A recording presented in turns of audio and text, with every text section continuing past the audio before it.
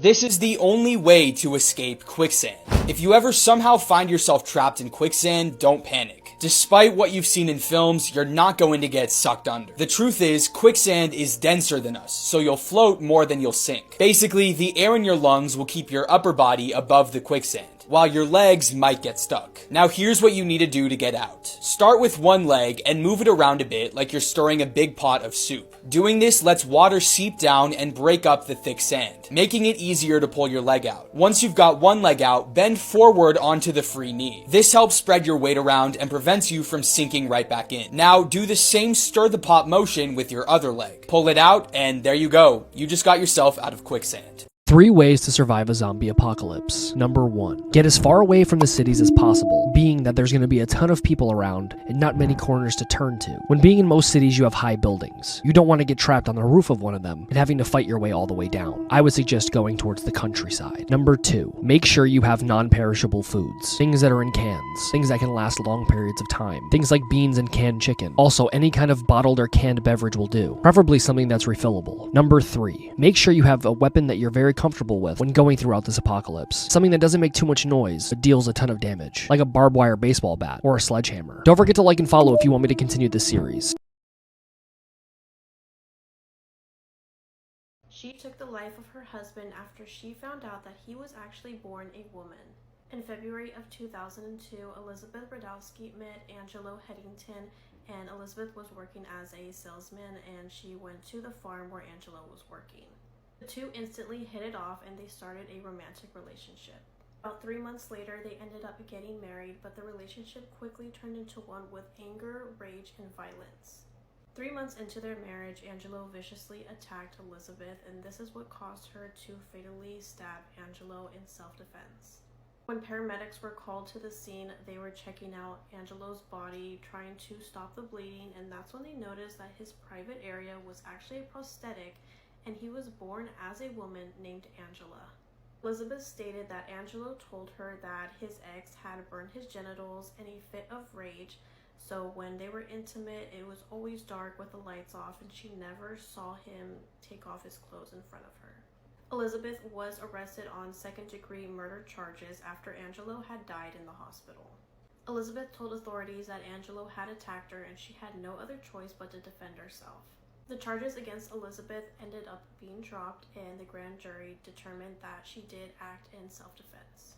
This is the only way to survive a tsunami. So if you start to see sea levels on the shore rising, take this as a sign of a tidal wave and move further inland. Ideally, as far back as possible, so run immediately. Now, it might be tempting to run for a car, but given that traffic will likely form as a result of the chaos, that will probably be pointless. So in order to move more freely, you should continue to walk. Also, keep an eye out for stampedes and large crowds of people to avoid being crushed. When the water starts to flood the area around you and reaches you, you're in the danger zone of a tsunami, and something much worse is yet to come. So instead of continuing to run inland, you should try to get as high as possible on a solid building. In order to climb up there, try looking for a ladder, because by this time the power has most likely been cut off. The only thing left to do is to wait to see if you reached a sufficient height. And at this point, well done, you made it.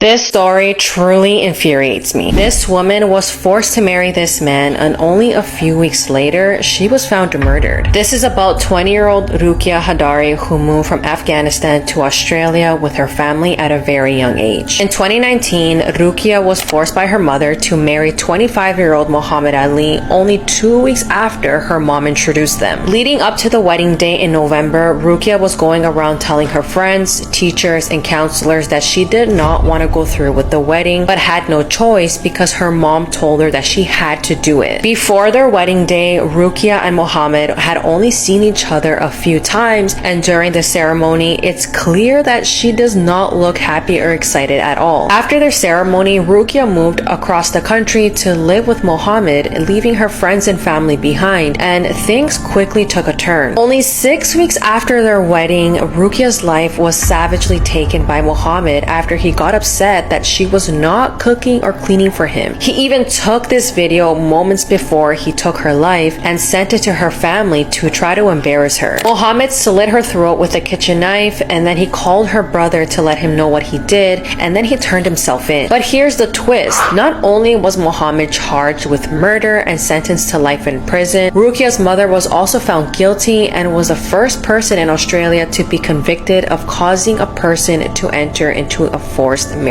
This teenager killed his mom over a bad grade. This is 15-year-old Gregory Ramos. And on November 2nd, 2018, Gregory Ramos got into a fight with his mother, Gail Clevenger. The fight started over his bad school grades, which resulted in him strangling his own mother to death. Gregory then proceeded to call two of his friends to help him bury her body and stage a robbery at his house. Gregory buried her body under a church fire pit and was sentenced to 45 years in prison. Now, what I'm about to show you is Gregory explaining exactly how he committed the murder, and it's absolutely disturbing because keep in mind, this was his own mother. It's whatever. Alright, I'll tell you what happened. Alright, so I got home, I got in an argument with my mom, she slapped me across the face, she began to hit me, she started beating me, I didn't like it, so I strangled her to death. Alright? I put her in a wheelbarrow, I put her in my car, I took the car, I had a mental breakdown where I almost committed suicide 3 times. I drove around Daytona, I dropped the wheelbarrow in some random ass location, and I drove back to the church, I began to dig a hole. I dig a hole right under the fucking fire pit. I dug a pretty deep hole, pretty deep, deep enough to put a body in, alright? All this time my mom's decomposing body, I dragged it from my car to the fire pit. In which case, I tried to cut the wedding ring off her finger because I wanted to pawn it, but I couldn't because I didn't have a knife strong enough to cut bones. Oh well, whatever. Anyways, so I dug that hole, threw her body in there, filled it back in, made it look all nice and natural, dumped my clothes,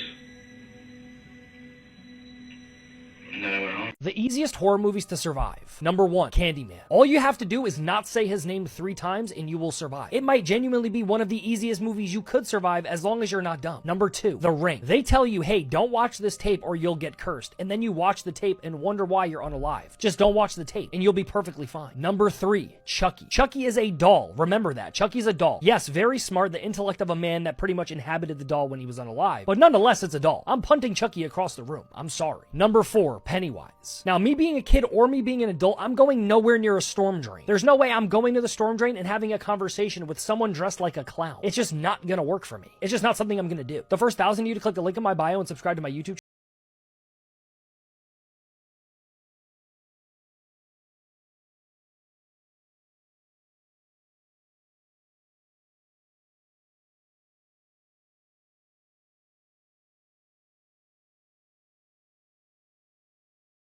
How to survive a brain-eating amoeba. This deadly creature likes to live in warm, fresh water all over the world. Step 1, hold your nose. Strangely enough, they can't infect you through your mouth, so just make sure you're wearing a nose clip when you're swimming in fresh water. And yes, that includes sketchy swimming pools. People have been infected from sketchy swimming pools. Step 2, don't touch the bottom. Naegleria fowleri, its official name, likes to live in the sediment on the bottom of fresh water sources, so by disturbing this dirt and kicking it up, you're putting yourself at higher risk. Step 3, if you're experiencing things like nausea and headache after swimming in fresh water, make sure you see a doctor as soon as possible. Only 7 people have survived this brain-eating organism, and all of them required intense medical care. If you want to avoid these guys altogether, maybe just stick to swimming in salt water.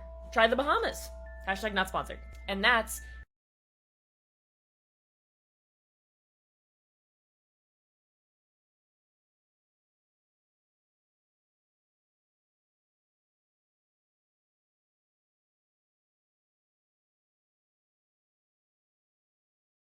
Here are 3 ways you can survive an encounter with the Slenderman.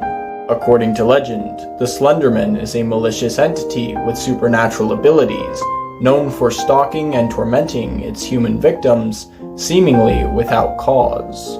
The first rule you'll need to follow if you suspect that the Slenderman is nearby is to always carry a camera or cellular device with photographic capabilities with you at all times. The Slenderman can only be viewed by children or through the lens of a camera, so this will allow you to know its location, erasing any chance of a surprise attack.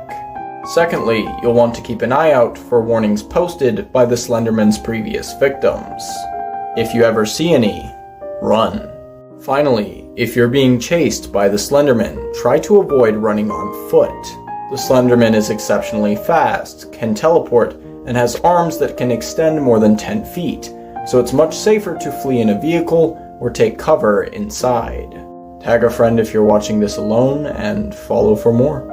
This perverted woman snuck into morgue and essayed over 40 corpses. This is a disturbing case of Karen Greenlee, a necrophile who described herself as a morgue rat. So Karen actually worked as an apprentice embalmer in Sacramento, California. On December the 17th, 1979, she stole the body of a 33-year-old man. Her intentions were to essay the corpse. Now on this occasion, someone actually saw her steal the body, and therefore police were able to easily track her down. And when they found her, she was trying to unalive herself. Authorities took her to the hospital, her stomach was pumped, and her life was saved. Since she was trying to unalive herself, she had written a chilling goodbye letter. In that letter, she confessed to having slept with the corpses of over 40 men. She said that the smell of death turned her on, and she admitted it was some sort of addiction. Lucky for Karen, at the time she was arrested, necrophilia was not illegal, and so she only spent 11 days in prison, and that was for trying to steal a dead body. Since then, Karen has changed her name and moved to another city. And let's just hope she kicked that addiction. I'm Harves, and if you want to hear more stories about real life people, hit the plus. Who wins in a fight? Winnie the Pooh from Winnie the Pooh Blood and Honey 2 or Art the Clown? Starting with Winnie the Pooh. If you guys have seen Winnie the Pooh Blood and Honey 2, you guys know Winnie the Pooh was standing on all kinds of business. Not only having super strength using multiple different weapons, but also having a ton of mobility and having health regeneration. If you guys have seen the movie, at the end of the movie, he is supposed to be unalived. Then it cuts to a cutscene of where all of the characters except Piglet are still alive, meaning that Winnie the Pooh is more or less immortal, making this a little bit of a tougher task for Art the Clown. Now hopping over to Art the Clown, as we know, he's a jokester. He enjoys unaliving. That's one of his favorite things. And you can tell by the movies that he genuinely enjoys it. But him not taking it seriously may be his downfall. Now, yes, I know he has a bag of tricks. He's extremely fast. He's extremely sly. And yes, he is also immortal, with the little clown girl who's able to more or less rebirth him, which we saw at the end of Terrifier 2, of course leading up to Terrifier 3 releasing later this year. So all in all, if it was a death match, Art the Clown versus Winnie the Pooh from Winnie the Pooh Blood and Honey 2, who do I think is going to win? If we're basing off of sheer strength, I'm going with Winnie the Pooh. All in all, I'm putting all of my chips on Winnie the Pooh. Now, I love Art the Clown, but all in all, I think Winnie the Pooh is packing him up. Like and follow for more, and comment down below who I should do next. This woman was caught putting Roundup in her husband's Mountain Dew. This man from Missouri went to police after his home surveillance camera caught his wife, 47-year-old Michelle Peters, pouring Roundup, which is a chemical weed killer, into his favorite drink. He became a little suspicious in the beginning of May when he noticed that his Mountain Dew was tasting a little off. At first, he ignored the strange taste and continued to drink it, but a couple of weeks later, he began vomiting and having a sore throat. Then on June 12th, he reviewed surveillance footage in his garage where he kept his Mountain Dew in a fridge, and it shows his wife pouring the Roundup straight into the Mountain Dew bottle. Around that same time, he had told her that he was feeling sick, and all she said was that he probably had COVID and to stay away from the grandkids. Eventually, he went to police and Michelle was arrested, and at first her defense was that she mixed the Mountain Dew with the Roundup because she wanted to create this strong weed killer, and she had seen this on Pinterest. But eventually, she admitted to everything, and she said she did it because she was mad at her husband for being unappreciative after she threw him a 50th birthday party. She then expressed that she regretted it and she should have just divorced him. She was charged with first-degree domestic assault and armed criminal action.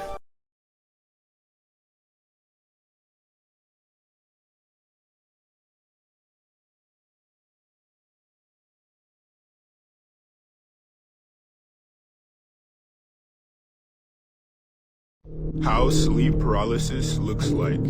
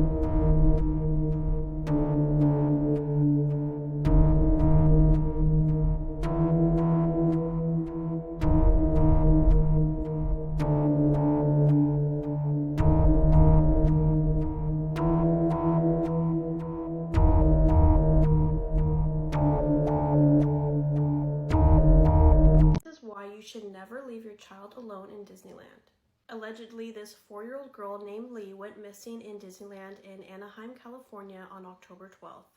Lee was visiting the park with her family. They were having a great time, so they decided to get something to eat together, and that's when Lee realized that she really needed to go use the restroom.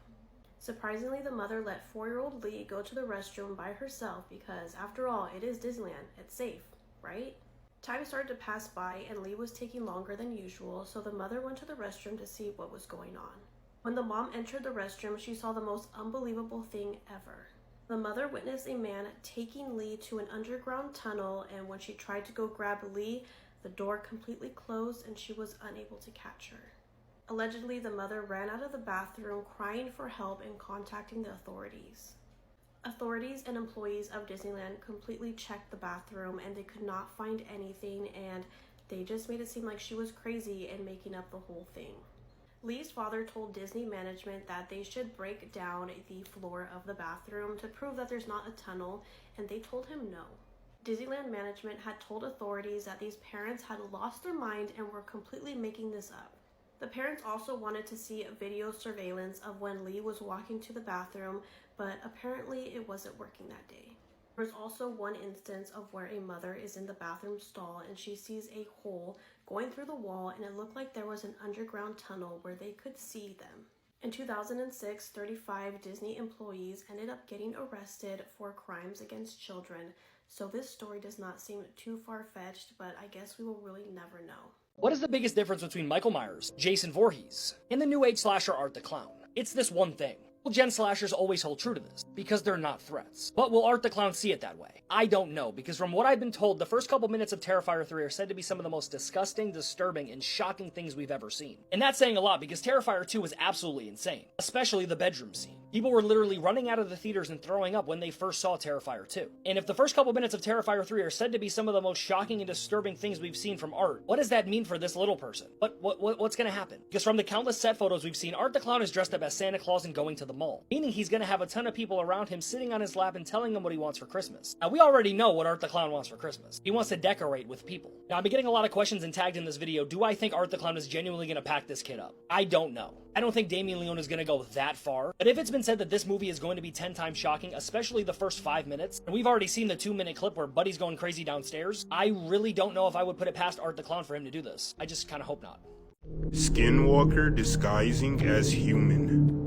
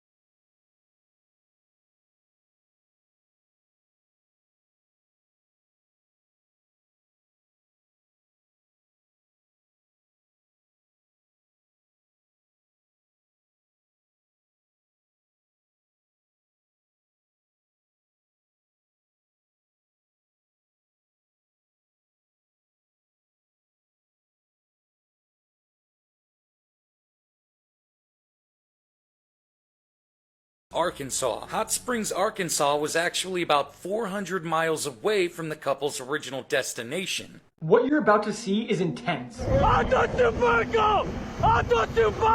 What you just saw is the United States Coast Guard raiding a high-speed submarine in the eastern Pacific Ocean moving more than 17,000 pounds of cocaine. Okay.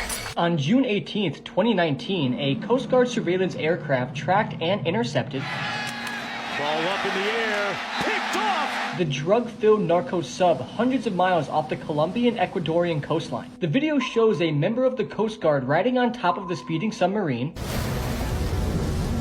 He then starts pounding on the hatch and demanding it to come to a stop. 3 other Coast Guard members then jump ship and board the 40-foot-long submarine. The video then continues and you see the presumed trafficker emerging from the submarine hatch with his hands up surrendering.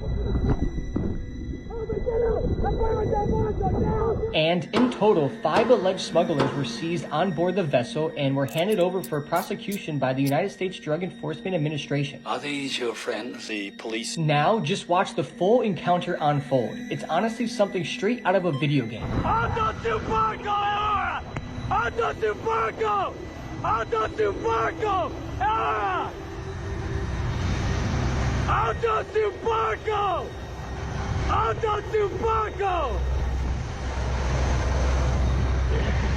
That's gonna be hard to get on. Alto Barco!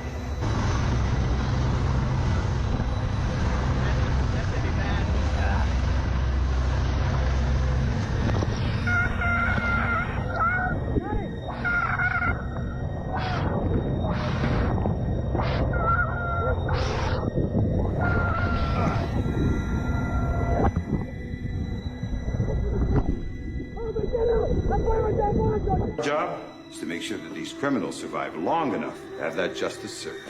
This mom slept with her son to make sure that he liked girls. Barbara Baekeland was born in Cambridge, Massachusetts, and because of her beauty, she became a model. She began to model for Vogue and was thrown into the Hollywood life. While Barbara was auditioning for roles, she got introduced to Brooks Baekeland, and they ended up sleeping together, and she thought the only way that she could secure his heart was by lying to him and saying that she was pregnant with his baby. The two ended up getting quickly married, and Barbara was working as a professional painter and Brooks was working as a writer. The both ended up seeing other people outside of their marriage, and for the first time, Barbara was actually pregnant, and she ended up having a son in 1946, and his name is Anthony, but they weren't sure if this was actually from her husband or from another person. The two ended up getting divorced after Brooks met a girl 15 years younger than Barbara, which pushed her over the edge. In 1967, Anthony was about 20 years old, and while he was in Switzerland, he met a man named Jake Cooper, and they started a relationship together. Barbara was not very supportive of her son's relationship choices, so she decided that she was going to fix him. That is when she decided to hire girls to sleep with her son.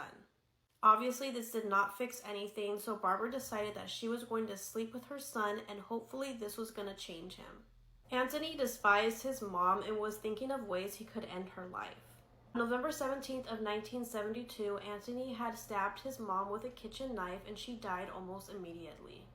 Once police arrived at the scene, he confessed to everything and he was actually released after 7 years. Once Anthony was released, he went to go live with his grandmother, and 6 days after he was released, he ended up stabbing her 8 times and breaking a lot of her bones, but thankfully she did survive. On March 20th of 1981, Anthony was found in his cell with a plastic bag wrapped around his head and he had took his own life. There is a movie called Savage Grace and it's actually based on this whole case.